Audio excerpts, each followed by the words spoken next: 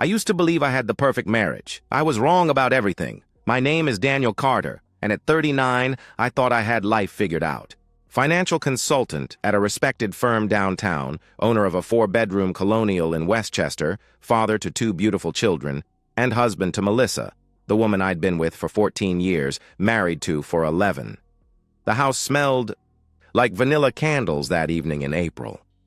Melissa was humming in the kitchen, making Tommy's favorite spaghetti while Sophie colored at the breakfast bar. The scene was so perfectly domestic, it could have been a commercial. "How was your day?" she asked, not looking up from the stove. Her blonde hair was pulled back in a messy bun. "Johnson signed the portfolio restructuring," I said, loosening my tie. "3 new clients this month." She smiled, that same smile that had knocked me sideways when we met at her cousin's wedding 14 years ago. Back then, she'd been a bridesmaid in lavender, laughing at the best man's terrible toast. 3 years of dating, then 11 years of marriage that I thought was solid. "Daddy, look!" Sophie held up her drawing. "That's you with your briefcase. It's perfect, sweetheart," I said, kissing the top of her head. Tommy burst through the back door, grass stains on his soccer uniform. "Dad, Coach says I might make starting lineup next game." This was our life. Saturday morning pancakes where Melissa would make Mickey Mouse shapes for the kids, late-night work sessions where she'd bring me coffee without being asked, family movie nights crammed on the couch. But lately, something had shifted. Melissa checking her phone during dinner, angling the screen away. Working late at the marketing firm where she'd been for 5 years, though they'd never required overtime before. A new perfume that wasn't the one I'd bought her for Christmas. "I might be late tomorrow," she said that night, sliding into bed beside me. "Sarah wants to go over the Morrison campaign again." "On a Thursday?" I asked. "You know how she is," she replied, turning away, pulling the covers up. "Perfectionist." The bed felt bigger somehow, like there was an ocean between us instead of inches. She used to fall asleep with her head on my chest. When had that stopped? The next morning, I watched her get ready for work. She spent longer on her makeup, chose a dress I hadn't seen before, black, fitted, professional, but somehow different. When she kissed me goodbye, it was quick, distracted. "Love you," I called after her. "You too," she said, already halfway out the door. That evening, tucking Tommy into bed, he wrapped his small arms around my neck. "Dad, why does Mommy smell different?" he asked. "What do you mean, buddy?" I questioned. "She smells like flowers." Now. "Not like Mommy," he explained. "Kids notice everything. I should have paid more attention." Walking back to our bedroom, I found Melissa in the bathroom whispering into her phone. She hung up quickly when she saw me. "Who was that?" I inquired. "Just Rachel. Drama with her boyfriend again," she answered. But Rachel, her college roommate, had been happily married for 3 years. I should have trusted my instincts. Because 3 days later, my 7-year-old son would tell me something that would destroy everything I thought I knew about my life. Tuesday afternoon. I'd taken a half day to catch up on paperwork from home. The house was quiet except for the hum of the air conditioner. Melissa was at work. Sophie was at preschool until 3. The front door opened at 2:47. I knew because I'd just saved a client file and the timestamp burned itself into my memory, marking the exact moment my life exploded. "Dad?" Tommy's voice was small, uncertain. "In the office, buddy," I called back. He appeared in the doorway, backpack still on, his Avengers lunchbox dangling from one hand. Something was wrong. Tommy was 7 years old and made of pure energy. He didn't walk, he ran, didn't talk, he shouted. But today he stood there, shoulders slumped, looking at his sneakers. "Hey, what's wrong? Why aren't you at aftercare?" I asked. "Mrs. Catherine let me take the early bus. I said my stomach hurt," he admitted. I pushed back from my desk. "Come here." He climbed into my lap, something he hadn't done in months. His head rested against my chest, and I could feel him trembling. "Tommy, what's going on? Did something happen at school?" I pressed. He was quiet for so long I thought he might have fallen asleep. Then, in a voice so soft I almost missed it, Daddy, I saw Mommy kissing another man at the park yesterday. She told me it was our secret, but I don't like secrets. He whispered. The words didn't make sense at first. They floated in the air between us, impossible syllables. I felt my body go cold, then hot, then numb. My arms tightened around Tommy instinctively. What? The word came out strangled. Tommy started crying then, silent tears that soaked into my shirt. Yesterday, when Mrs. Kim took us to Riverside Park for science class, we were looking at trees for our leaf project and I saw Mommy's car. She was there with a man and they were kissing like you kiss Mommy and holding hands, he explained through his tears. My heart was pounding so hard I was sure Tommy could feel it. Rage, disbelief, and devastation crashed through me in waves, but I had to stay calm. Tell me what happened, buddy. It's okay. You're not in trouble, I assured him. I ran over because I was happy to see her.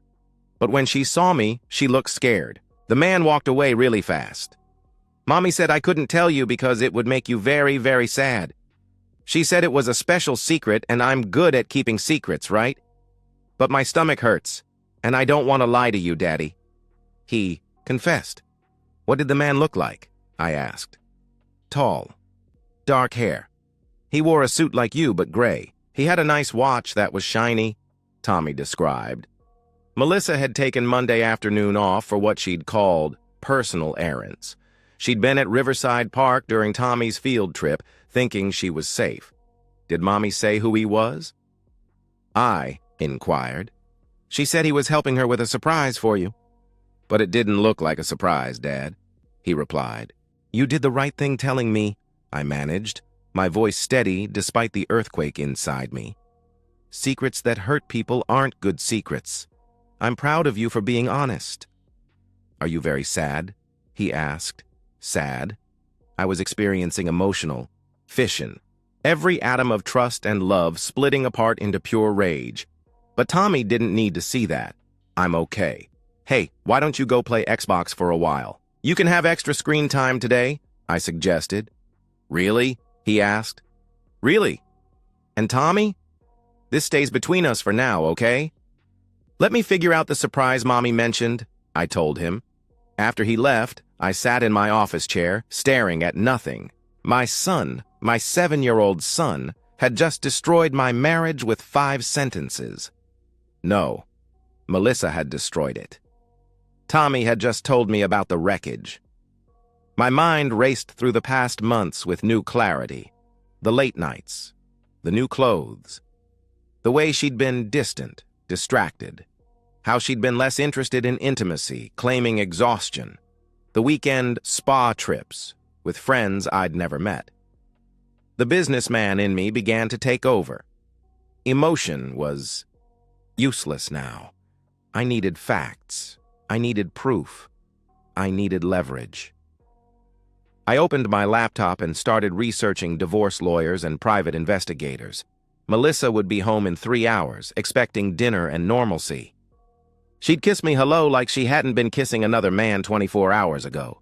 As I tucked Tommy into bed that night, kissing his forehead and promising him everything would be okay, I was already planning my next move. Melissa had no idea that our 7-year-old had just signed her death warrant. Kevin Foster's office was above a dry cleaner in downtown White Plains, the kind of location that whispered discretion. I'd found him through a colleague who'd used his services during a corporate espionage case. Most people already know the truth when they come to me, Kevin said, sliding a contract across his desk. They just need proof for court. I need everything, I said, signing my name with a steady hand. Financial records, photographs, timeline, the works? The works costs extra, he warned. Money isn't the issue. Thoroughness is, I replied. Kevin studied me. How long have you suspected? 4 days since confirmation.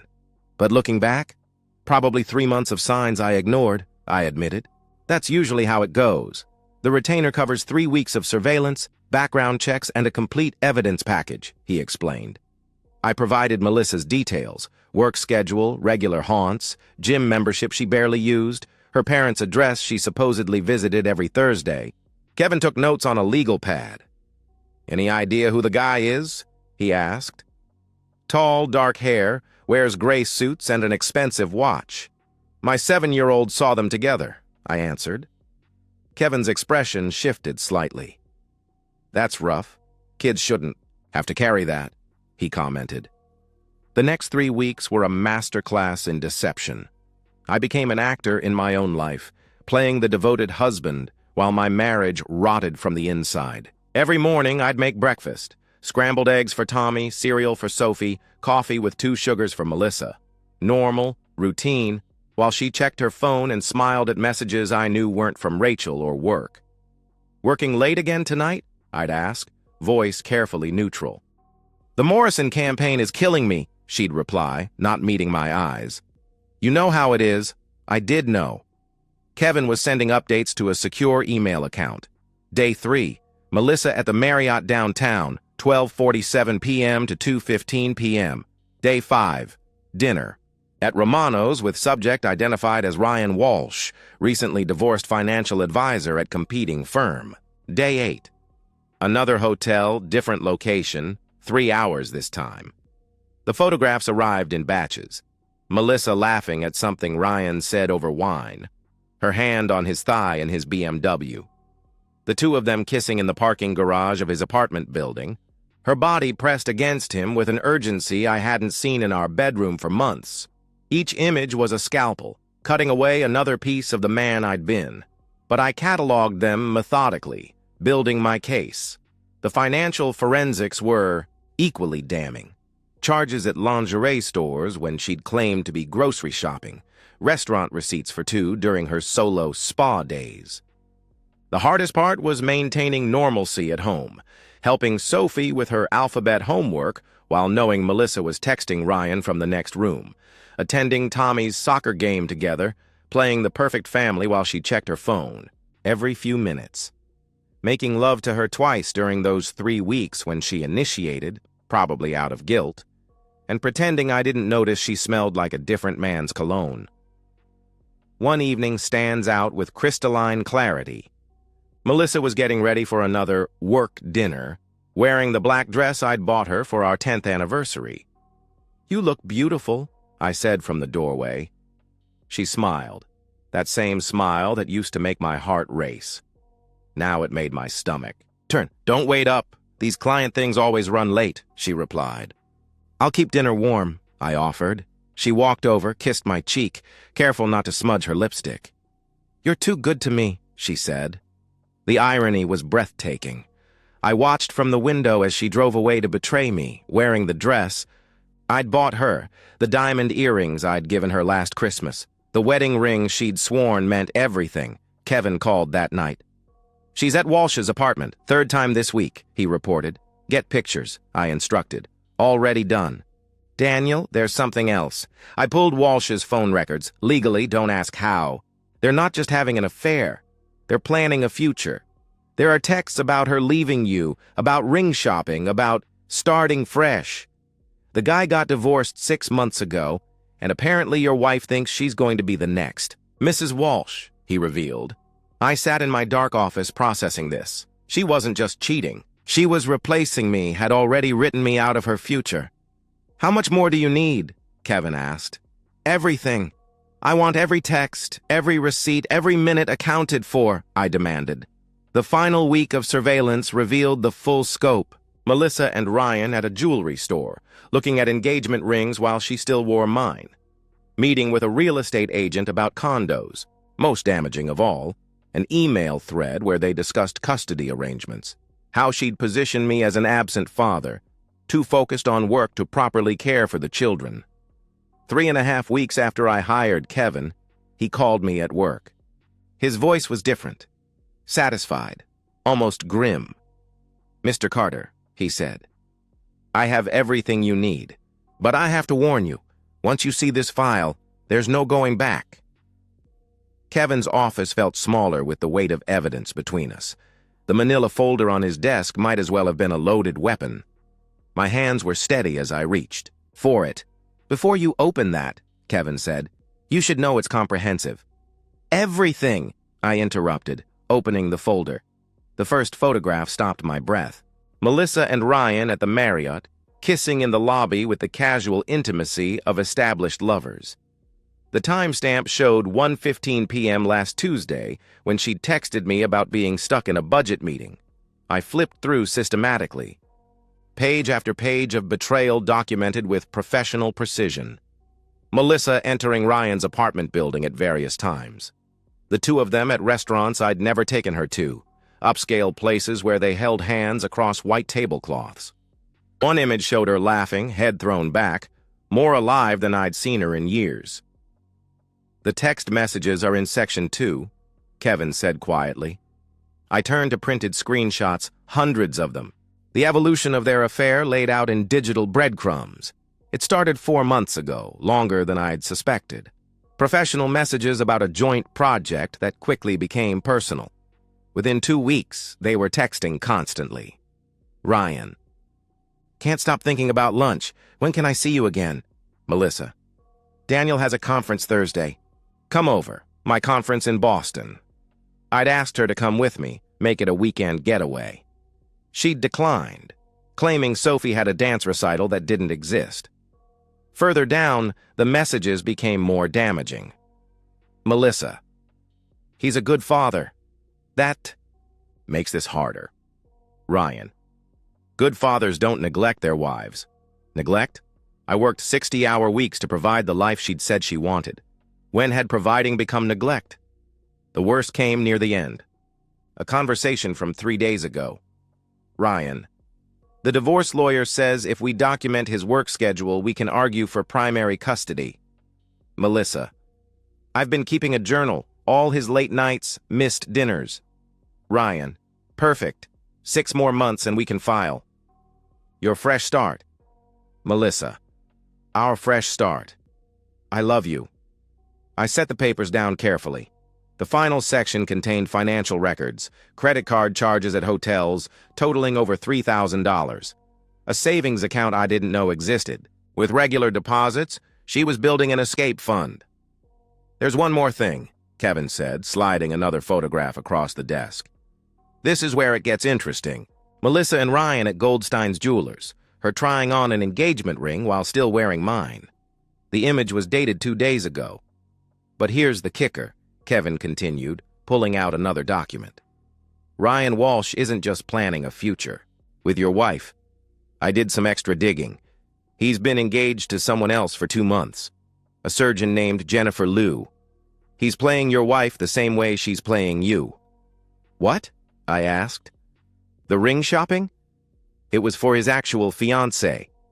He's been telling your wife what she wants to hear while planning his real future with someone else. Your wife is his rebound from his divorce, nothing more, Kevin explained. The irony was almost beautiful. Melissa was destroying our family for a man who was using her as a placeholder. The legal implications? Kevin began, but I held up a hand. I need a moment. He nodded and left the office. I sat alone with the wreckage of my marriage spread across his cheap desk. 11 years of marriage, 2 children, thousands of shared moments, all of it thrown away for a man who didn't even want her. But beneath the pain, something colder was taking shape. Melissa had made critical errors. She'd forgotten about the prenuptial agreement she'd signed, dismissing it as unromantic pessimism. She'd documented her affair thoroughly. Most importantly, she'd underestimated me. I pulled out my phone and called Richard Hawthorne. Richard, it's Daniel Carter. I need an appointment. Today, I said. I'm booked solid, he started. It's about the prenup you drafted for my marriage, the infidelity clause, I interrupted. A pause. How soon can you be here? He asked. Richard's office overlooked the Hudson. By the time I arrived, I'd compartmentalized my emotions into a locked box. This was business now. The prenuptial agreement is ironclad, Richard said after reviewing Kevin's evidence. Adultery triggers complete forfeiture of marital assets, spousal support, and significantly impacts custody arrangements. She gets nothing except what she brought into the marriage, which, according to these records, was debt from graduate school. What about custody? I asked. Documented infidelity, especially with evidence of planning to alienate children from a parent. No judge will award primary custody, joint at best for her, but likely supervised visitation initially, given she involved your son in keeping secrets, he explained. How quickly can you file? I inquired. I can have papers drawn up by tomorrow. But Daniel, are you certain? He questioned. She's ring shopping with another man while wearing my ring. She's building a case to take my children. There's nothing to salvage, I replied. Richard nodded, making notes. We'll need to secure assets immediately. Freeze joint accounts, document all marital property. We spent 2 hours strategizing, every detail planned. By the time I left, the papers were being drafted. Melissa would be served at her office Monday morning. I'd be at Tommy's school play, establishing my presence as the involved parent while her world imploded. That evening, I arranged for my parents to take the children. For the weekend, Melissa and I need some time to discuss adult things, I told my mother. She studied my face, seeing something there. Whatever you need, sweetheart, she replied. Tomorrow night, Melissa would come home expecting to continue her double life. Instead, she'd discover that her perfect deception had become her perfect destruction. I arranged everything on our dining room table with prosecutorial precision. The photographs formed a timeline down the center. 4 months of betrayal in chronological order. Financial records on the left, legal documents on the right with the prenuptial agreement on top, the infidelity clause tagged with a fluorescent marker. The divorce papers waited at my seat. The house felt different without the children. At 7:27, I heard her car in the driveway, the front door opened, keys dropping into the bowl. Daniel? Why is it so quiet? Where are the kids? She called out. In here, I called from the dining room. She appeared in the doorway, still in her work clothes. Though I knew she'd left the office at noon, her face was flushed, hair slightly mussed. She smelled like men's cologne, not mine. Why are you sitting in the dark? Where are... She stopped mid-sentence, seeing the table. The blood drained from her face. We need to talk, I said simply. Sit. She moved to her chair like a condemned prisoner, eyes darting across the evidence. Let me walk you through this, I said, my voice calm. Photo 1. You and Ryan Walsh at the Marriott downtown, March 15th. That's the day you said you were presenting. To the Johnson Group. Photo 2. Same location, March 22nd. You were supposedly at your mother's for her birthday, which is in October. Daniel, please, she started. I continued as if she hadn't spoken. Photo 3. Romano's restaurant, March 28th. You texted me that you were working late. Quite a desk. Italian marble, candlelight, a $300 bottle of wine. Tears started rolling down her cheeks, but I felt nothing. Should I continue? There are 47 more photographs. Or would you prefer the text messages? My personal favorite is from April 3rd, where you tell Ryan that I'm emotionally absent and more married to my job than to me, I stated. How? She whispered. Our son told me. Remember Tommy? The 7-year-old you made keep your secret? He saw you at Riverside Park during his field trip, I answered. I pulled out my phone, played the recording Kevin had obtained. Her voice filled the room. I'm almost ready to leave Daniel and start our real life together. 6 more months to build the custody case. I stopped the recording. Here's what's going to happen. You're going to sign these divorce papers tonight. Then you're going to pack and leave. The prenup you signed specifies that infidelity forfeits all claims to marital assets. This house, our investments, the savings, all mine. You can't, she protested. I can and I will. As for custody, judges don't look favorably on parents who involve children in deception. You'll get supervised visitation initially, I interrupted. She stood suddenly pacing. This is cruel. You're destroying our family, she accused. You destroyed our family the first time you kissed another man. I'm just making sure you pay the price, I replied. What about the children? She asked. They need a mother who doesn't make them accomplices to betrayal, I answered. You work constantly. You missed Tommy's playoff game, she countered. So you fell on another man's dick? That's your solution? I shot back. Ryan sees me, appreciates me, she began. Ryan is engaged to someone else, I interrupted. She stopped, staring at me. I pulled out the final evidence, a screenshot from Ryan's actual fiancé's Instagram posted 3 hours ago. A celebration dinner for their engagement, with a caption, "About 2 months since saying yes to forever." Did you think you were special? You're his midlife rebound from his divorce. His actual fiancée is Dr. Jennifer Liu, a surgeon at Mount Sinai. The ring shopping you did together? He bought the ring for her, not you. You've been played, Melissa. You destroyed our marriage for a man who's been using you, I revealed. She collapsed into the chair, sobbing. The woman I'd loved was gone, replaced by a stranger who'd gambled everything and lost it all for nothing. Sign the papers, I commanded. She signed with shaking hands, mascara streaking her cheeks. Where will I go? She asked. Not my problem, I replied. My parents, she started, already know. I sent them the evidence this afternoon, I stated. That broke something in her. She stood, walked to the stairs, then turned back. I did love you once, she said. I know. That's what makes this worse, I replied. As Melissa packed that night, crying and making phone calls to discover Ryan wouldn't answer, I felt something unexpected. Not satisfaction, but emptiness. I had won completely, but winning felt a lot, like losing everything that mattered. 6 months later, I watched Tommy teach Sophie to ride her bike in our driveway. Same house, same yard, but everything had changed. The divorce had been finalized in record time. The prenup held.